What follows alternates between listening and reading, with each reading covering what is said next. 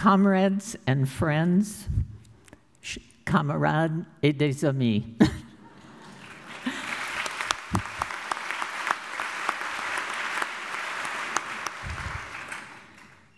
Does the United States seem to you like an enormous obstacle to social revolution? Well, it does to us also. It's not only the economic dominance of American imperialism and its military might of the American state. We can also ask, does the working class even see itself as a social class? American workers are not politically organized as a class. They have no mass party of their own and have never really had one. Moreover, the working class, with its long historical legacy from slavery, still is marked by deep divisions. Among the white workers, and this can include even the most recent immigrants, there is a sense of privilege, a very petty and mean privilege, it's true, but privilege nonetheless. Among the black workers, there remain distrust and bitterness toward the whites, and that means almost everyone else. Les États-Unis, quand on les regarde de l'extérieur, apparaissent comme un obstacle énorme et menaçant sur le chemin de la révolution sociale, n'est-ce pas? Et de l'intérieur, eh bien, nous avons aussi cette impression. De l'extérieur, on voit surtout la domination économique de l'impérialisme américain et la puissance militaire de son État. De l'intérieur, c'est le niveau de conscience très faible de la classe ouvrière qui saute aux yeux. On se demande parfois si elle se considère même comme une classe sociale. En tout cas, les travailleurs américains ne sont toujours pas organisés politiquement en tant que classe. Ils n'ont jamais eu leur propre parti. Et, en raison d'un passé marqué par l'esclavage, la classe ouvrière a hérité de profondes divisions. Les travailleurs blancs, y compris ceux qui sont arrivés récemment, trouvent normal de bénéficier de certains avantages. Des avantages bien petits et mesquins, mais des avantages quand même. Alors, parmi les travailleurs noirs, il y a encore de la méfiance et de l'amertume envers tous ceux qu'ils considèrent comme des blancs, c'est-à-dire tout le reste de la population. These are exactly the problems that Trotsky focused on in his discussions with the American Trotskyists at the time the transitional program was discussed and adopted by the new Fourth International. In discussing a Labor Party or Labor and Independent Black Party, he argued that revolutionaries should struggle for the transitional demands in the programs of these organizations. Ces problèmes ont été abordés par Trotsky dans ses discussions avec les trotskistes américains au moment de l'adoption du programme de transition par la 4e internationale. Trotsky défendait l'idée d'un parti des travailleurs et plus tard l'idée d'un parti noir indépendant. Et il pensait que les révolutionnaires devaient lutter pour que les revendications transitoires figurent dans les programmes de ces organisations. Starting in the mid-1960s, insurrections by the black population shook American cities. Like many others at the time, I was looking at answers to events that cried out for answers. By accident, in 1967, I came across an article, The Black Revolt in the USA, A Hope for All Humanity. It started with these words: for the past 3 years, the United States of America, the first world power and bastion of imperialism, has seen social warfare in its most radical form ravage its territory, a form which seemed to have disappeared from Europe for a long time, never again to reappear in a country enjoying a high standard of living. Urban insurrection, which brings the masses into the streets and sets the cities on fire. And the article ended with these words, I cite, "The American citadel of world imperialism has appeared for the last 40 years to be the only one impossible to take from within, or at least the one the fall of which seemed the least probable when compared to the weak and vacillating bourgeois powers of old Europe. The strongest link, which seemed never destined to yield, and on the contrary, seemed to provide the fist which would come to the rescue of the faltering arms of its European and Asian brothers, now reveals a flaw. The flaw will cause the link to break." À partir du milieu des années 60, les insurrections de la population noire ont secoué les villes américaines. Comme beaucoup d'autres à l'époque, j'ai commencé à chercher des réponses aux questions brûlantes posées par les événements. Un jour, en 1967, je suis tombé par hasard sur un article intitulé « La révolte noire aux États-Unis, un espoir pour toute l'humanité ». L'article commençait ainsi, je cite, « Depuis 3 ans, les États-Unis d'Amérique, première puissance mondiale et bastion de l'impérialisme, voient la guerre sociale ravager leur territoire sous la forme la plus radicale qui soit, celle qui semblait avoir disparu d'Europe depuis longtemps pour ne plus jamais reparaître dans un pays à niveau de vie élevé, l'insurrection urbaine qui soulève les rues et enflamme les villes. » Et l'article se terminait par ces mots. « La citadelle américaine de l'impérialisme mondial apparaissait depuis 40 ans comme la seule impossible à prendre de l'intérieur, tout au moins celle dont la chute paraissait la plus improbable quand on la comparait à toutes les bourgeoisies affaiblies et vacillantes de la vieille Europe.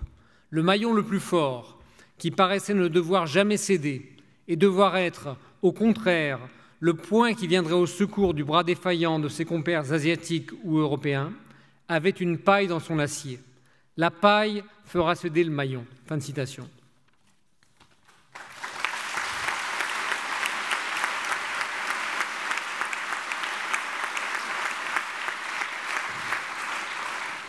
To those on the left who insisted that the poor black population should refrain from violence because only the whole of the American working class could take power, this article answered no.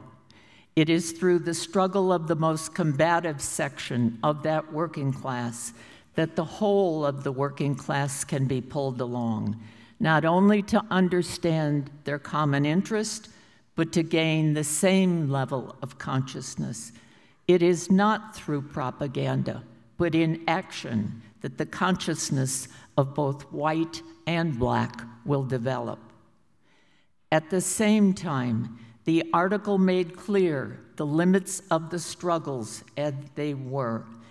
The black population was going through events that could be the first stage of revolution, but with leaders formed only in the struggle, not with revolutionary Marxists at their head. The article proposed that the Trotskyist organizations had an indispensable role to play. They had roots in the history of the revolutionary movement, and they had an immediate responsibility to try to create a black revolutionary party on that programmatic basis.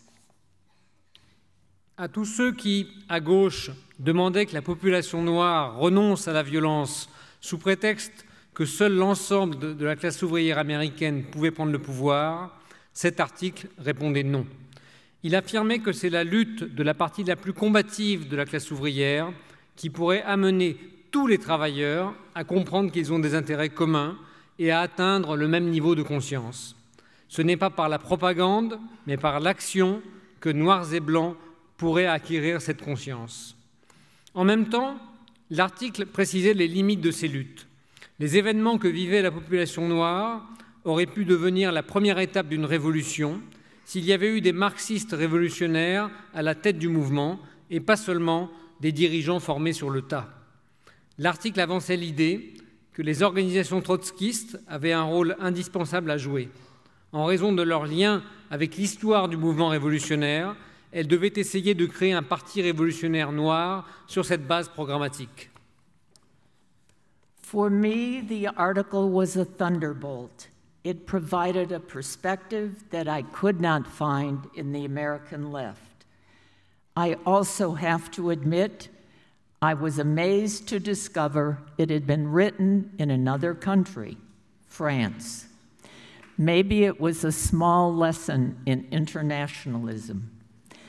The article I quoted from was written by Voix Ouvrière, but it started from the reasoning that Trotsky had made in discussions with the American SWP in the 1930s. Cet article m'a fait l'effet d'un coup de tonnerre.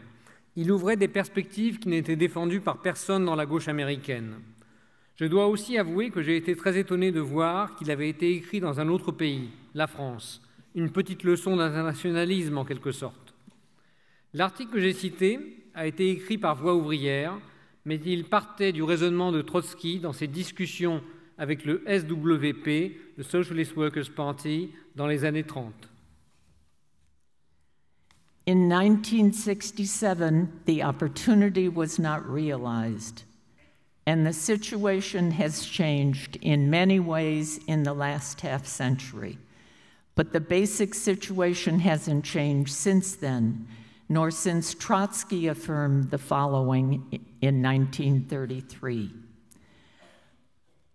I believe that by the unheard of political and theoretical backwardness and the unheard of economic advance, the awakening of this working class can proceed quite rapidly. It is then possible that the Negroes will become the most advanced section. They will provide the vanguard. I am absolutely sure that they will in any case fight better than the white workers. The question for any American organization is how it will find its way to this, the most oppressed part of the working class. Trotsky's reasoning remains as relevant today as it was in 1933. En 1967, l'occasion de créer un parti ouvrier n'a pas été saisie. Et la situation a bien changé depuis. Mais le problème de fond est resté le même que dans les années 60 ou les années 30. Voici ce que Trotsky écrivait en 1933, je cite. « Je crois que, à cause de l'arriération politique et théorique sans précédent de la classe ouvrière américaine et des progrès sans précédent qu'elle a accomplis sur le plan économique, son réveil pourra se faire très rapidement. Il est possible qu'à ce moment-là, ce soit les Noirs qui constituent l'avant-garde de la classe ouvrière. Je suis absolument certain que, de toute façon, ils se battront avec plus d'ardeur que les travailleurs blancs. » Fin de citation. La question qui se pose à toute organisation américaine est de savoir comment elle parviendra à tisser des liens avec la partie la plus opprimée de la classe ouvrière, car le raisonnement que faisait Trotsky en 1933 est toujours valable. The other problem, the lack of a working class party in the United States, also preoccupied Trotsky. In 1938, discussing with the SWP, he said that the first step in the political education of the working class is to have its own mass party, and that this first step in the US had already been overdue 5 or 10 years before. It's nearly a century later, and that first step hasn't yet been taken. L'autre problème qui préoccupait Trotsky était l'absence aux États-Unis d'un parti ouvrier. En 1938, dans une discussion avec le SWP, il affirmait que la classe ouvrière franchirait une première étape de son éducation politique quand elle aurait son propre parti de masse. Il disait aussi, en 1938, que cela était déjà à l'ordre du jour depuis 5 ou 10 ans. Et, presque 100 ans après, cette première étape n'a toujours pas été franchie. I cannot pretend that Spark, with our small forces, has the means to weigh on that issue, but at least we could find a concrete, practical way to intervene. In 2016, we began working to put Working Class Party on the ballot in Michigan. Our goal was to carry out an electoral campaign around our ideas, specifically that the working class needs its own political organization to intervene in the class struggle. The electoral machinery in the American states is complex and inhibiting. We had to get signatures of 31,000 voters in Michigan who said they supported putting a new party on the ballot. And we needed a margin of 10 or 20,000 more to be sure of meeting the goal. We weren't sure that we could find tens of thousands of people who agreed, and even if they agreed, how many would be willing to put their names on a paper to be filed with the state. Je ne prétends pas qu'avec les forces limitées de Spark, nous ayons les moyens de faire bouger les choses. Mais nous pouvons au moins chercher un moyen concret et pratique de défendre cette idée. En 2016, nous avons lancé une campagne dont le but était de présenter un parti se réclamant de la classe ouvrière aux élections dans l'État du Michigan. Notre objectif, c'était de faire connaître nos idées, en particulier celle de la nécessité pour la classe ouvrière d'avoir sa propre organisation politique afin de peser sur la lutte de classe. Le système électoral en vigueur dans les États américains est complexe et vise à décourager les candidats potentiels. Pour se présenter aux élections, un parti doit rassembler des milliers de signatures de citoyens qui soutiennent sa démarche. Dans l'État du Michigan, il fallait réunir 31 000 signatures pour pouvoir se présenter. Eh bien, nous l'avons fait. Nous avons même dépassé ce chiffre, car nous pensions qu'il fallait un excédent de 10 à 20 000 signatures pour être sûr d'y parvenir.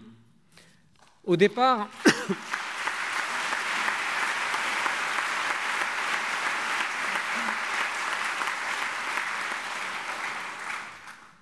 nous n'étions pas sûrs de trouver des dizaines de milliers de personnes qui seraient d'accord pour que notre liste soit présente aux élections.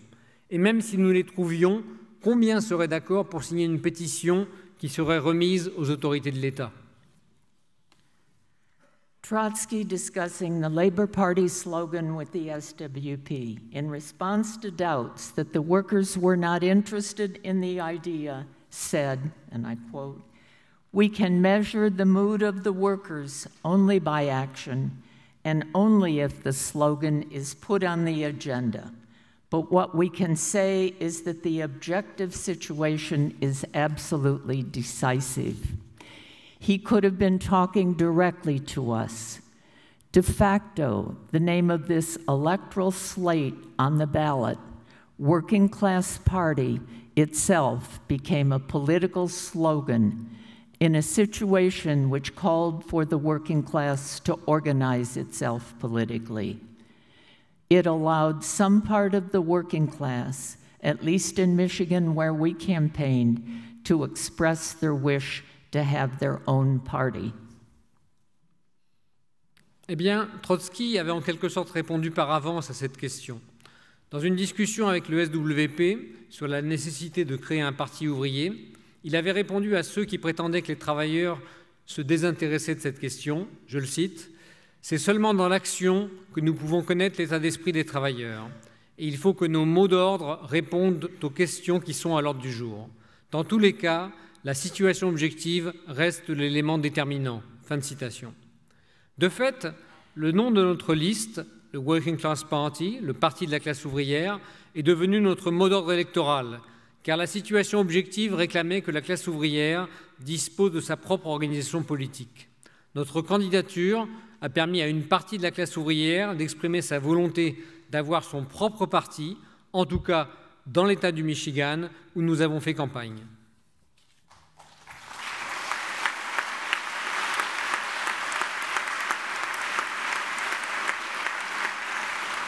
Workers responded to our campaign beyond anything we imagined.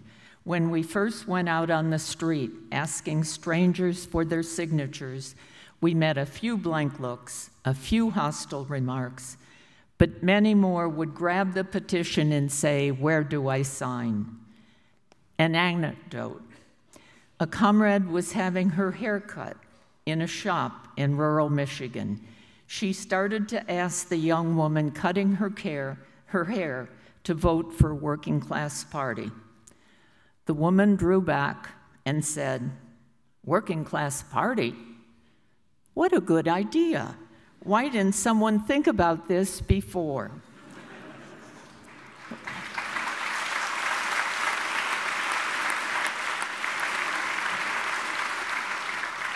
When our votes came in 2016, not only did we have many times more than we expected, 200,000, we had almost 1/4 of all our votes in areas of the state where we never campaigned.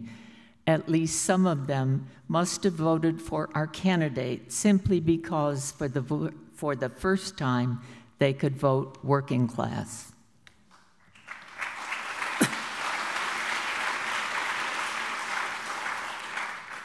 Les travailleurs ont répondu à notre campagne au-delà de tout ce que nous avions imaginé. Lorsque nous sommes descendus pour la première fois dans la rue pour demander à des inconnus de signer notre pétition, il y a bien sûr eu des regards méfiants et des remarques hostiles. Mais beaucoup de gens prenaient la pétition et disaient « Où est-ce que je signe ?» Voici une anecdote. Un jour, une de nos camarades est allée se faire couper les cheveux dans un salon de coiffure d'une région rurale du Michigan. Au bout d'un moment, elle demande à la jeune coiffeuse qui s'occupait d'elle si elle était d'accord de voter pour un parti ouvrier. La coiffeuse a eu un mouvement de recul, puis elle a dit « Un parti ouvrier? Quelle bonne idée! Pourquoi personne n'y a pensé avant ?»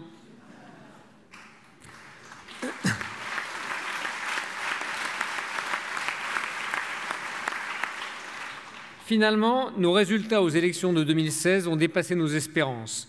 200 000 personnes ont voté pour nous. Près d'un quart des votes venaient de régions où nous n'avons même pas fait campagne. Cela signifie que des milliers de travailleurs ont voté pour nous simplement parce que, pour la première fois, ils pouvaient voter ouvrier.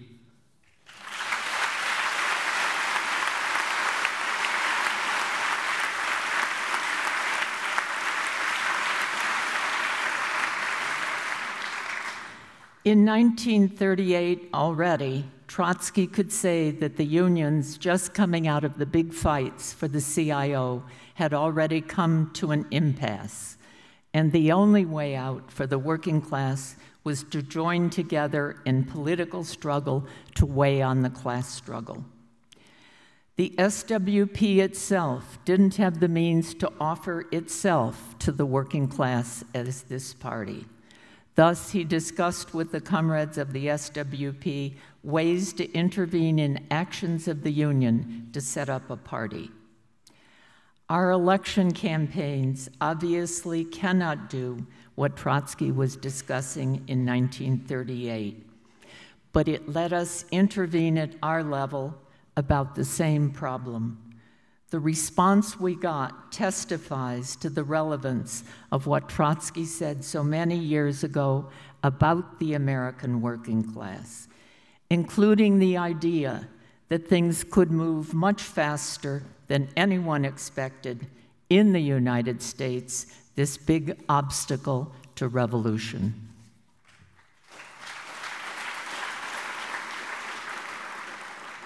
En 1938, aux États-Unis, les syndicats venaient d'aboutir à la création d'une confédération organisant tous les travailleurs sans distinction, le CIO. Mais selon Trotsky, les syndicats se trouvaient malgré tout dans une impasse, et la seule issue pour la classe ouvrière était de s'unir et de lutter sur le plan politique afin de peser sur la lutte de classe.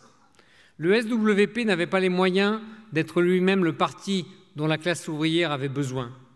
Trotsky a alors discuté avec les camarades du SWP des moyens d'intervenir dans les syndicats pour aller dans le sens de la création d'un parti ouvrier.